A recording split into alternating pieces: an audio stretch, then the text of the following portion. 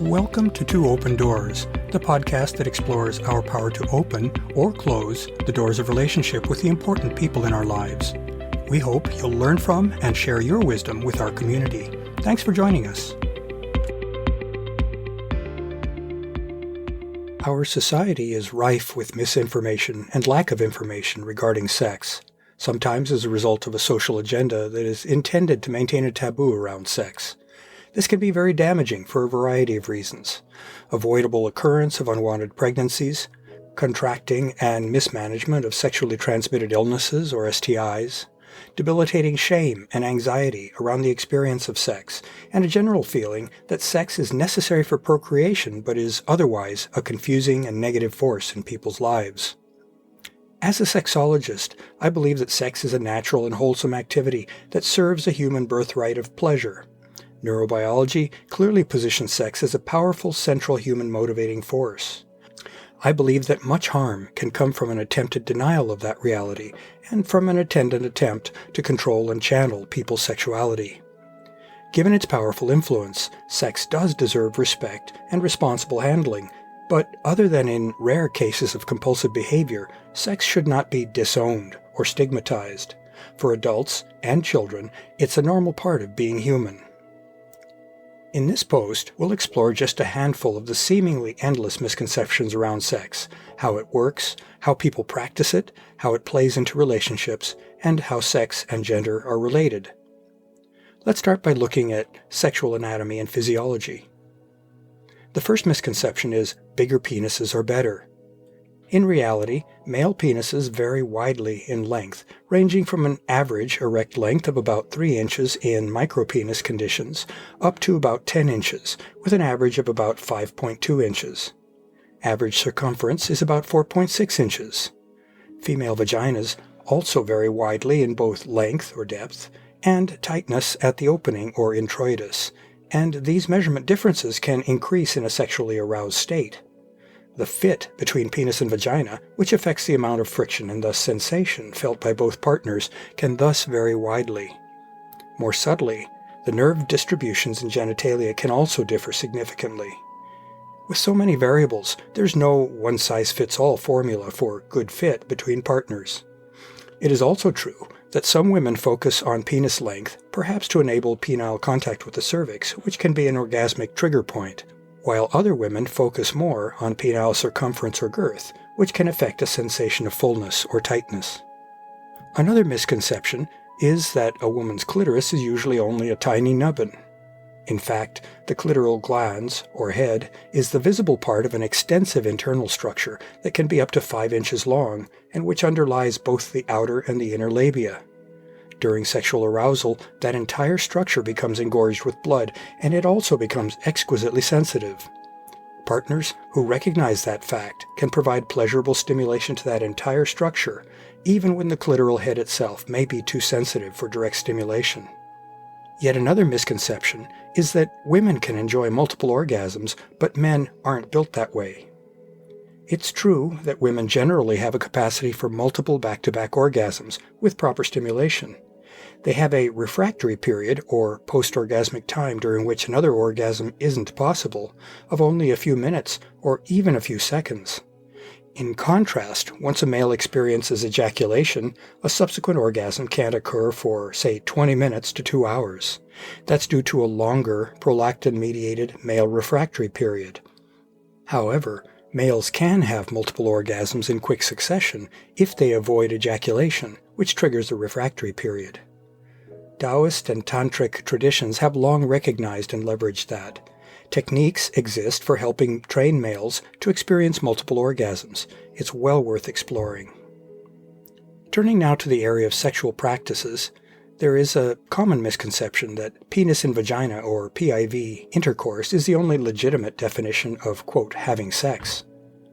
Sex is an infinite playground, one that engages body, mind, emotions, and even spirit. Its major limitations are those posed by one's imagination and knowledge. Much or most of the body can be cultivated as an erogenous zone. Sexual preferences vary widely, including oral and anal sex, sensory play, BDSM or bondage, dominance, and submission masochism, and other possibilities. Through communication and exploration of one another's bodies, partners can widen their sexual domain to include and practice that they find pleasurable. Those possibilities go way beyond just PIV. All of these practices are normal and no cause for anxiety or shame, despite what our sex-negative culture might say. They're far more prevalent than most people think. Another misconception is that frequent masturbation can blunt the enjoyment of coupled sex. In fact, masturbation is best seen as an adjunct, separate practice to coupled sex. It's a great way to get to know one's own body, so that one can then bring that body more fully into coupled sex. Again, our culture has deeply stigmatized masturbation as a deviant practice that will grow hair on one's palms and will otherwise cause harm. Nothing could be further from the truth, so don't believe it. Another misconception is that pornography is damaging and should be carefully avoided by all. Regarding porn, your mileage may vary. It's not something that can be classified as either good or bad. Porn is entertainment and is thus not a good or realistic model for how one should enjoy one's own sex life. It's certainly not a realistic way to learn how sex actually works, as unfortunately many teenagers learn, nor is it a model for what physical traits we should all strive for and chastise ourselves for when we cannot achieve those same traits. In addition, a lot of porn mixes violence with sex in a toxic combination. Violent porn is probably best avoided. Instead, erotica, which is female-favored depictions of sensual, sexual, and romantic activities, may be a more wholesome medium to include in one's sexual practices. Properly chosen porn can be a healthy and exciting enhancement to one's bedroom practices. Turning now to experiencing sex, there is a misconception that all adults feel drawn to sex. In reality, people vary widely in the degree to which they feel sexual attraction to the people in their lives. There is an entire population of folks, perhaps a bit under 2% of the population, who don't feel sexual attraction from others. Such asexual individuals can still desire and make emotional connections and lead full and satisfying lives. Still others, called demisexuals, need to establish an emotional connection with a potential partner before they can experience the possibility of a sexual draw to that partner. The bulk of the population, so-called allosexuals, do feel sexually drawn to partners to varying degrees. We humans are a varied lot. There is a misconception that, quote, good sex usually ends with orgasm for a woman. This pernicious belief can turn an otherwise satisfying sexual experience into a performance-oriented competition. Males may be left feeling that they have somehow failed if their female partner doesn't experience an earth-shattering orgasm.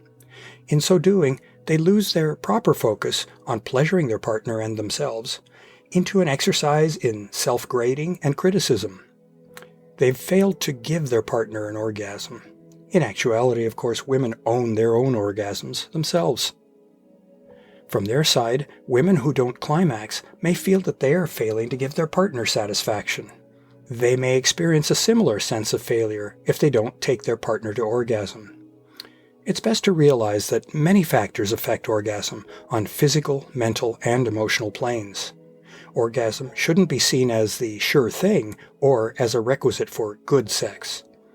Women may reach orgasm only in about 65% of their sexual experiences, while the rate for males may be quite a bit higher at about 95%. Enjoy it to the hilt when it happens, without worries or judgment, and be grateful for the pleasure that's available to both sexual partners even without orgasm. Focusing now on sexual relationship styles, there is a misconception that polyamory is unnatural, unethical, and bound to cause problems. Polyamory, or one style of ethical non-monogamy, ENM, is a legitimate and viable alternative to the mainstream practice of monogamy. Studies have shown that ENM doesn't have any higher rate of relationship failure or pathology than does monogamy. There is no scientific indication that monogamy is any more natural or biologically ordained than is ENM. Genetic studies have shown that Up until about 10,000 years ago, humans predominantly existed within polygamous relationships in which a male would have multiple female partners. It is true that E&M relationships can be more complex than monogamous relationships. Such relationships involve balancing the needs and desires of 3 or more people. E&M requires well-developed communication skills and emotional intelligence, or EQ. It also requires good time and energy management skills. In exchange for those demands, though, E&M offers satisfying and growth-promoting deep connections with a larger number of people than is possible within a monogamous relationship. As in so many other things, life is a trade-off. Turning now in the direction of gender, there's a misconception that gay people choose homosexuality as a lifestyle, or that homosexuality is genetically preordained. There is not yet any conclusive evidence as to whether homosexuality is a choice, or whether it has an underlying biological component. There's a lot of political energy behind trying to force a conclusion to that question, one way or the other. The reality of bisexuality muddies the water even more. As in so many other facets of human nature, it seems likely that both nature and nurture are involved. Similarly, it seems likely that sexual preference, that is, orientation, exists on a spectrum, rather than in binary black or white form. Such unavoidable uncertainties suggest that we try to avoid attaching good or bad labels to any of the many existing kinds of sexual orientation. Diversity seems to be a natural human trait. To learn more about Two Open Doors and to engage with our community, I'd like to invite you to visit the Two Open Doors website at twopendoors.com and the Two Open Doors private Facebook group. Finally, I invite you to contact me directly by writing to me at Claude, C-L-A-U-D-E, at twoopendoors.com. I'd love to hear from you, and I'll use your inputs to guide my work on future blog posts and podcast episodes. Thanks for visiting Two Open Doors.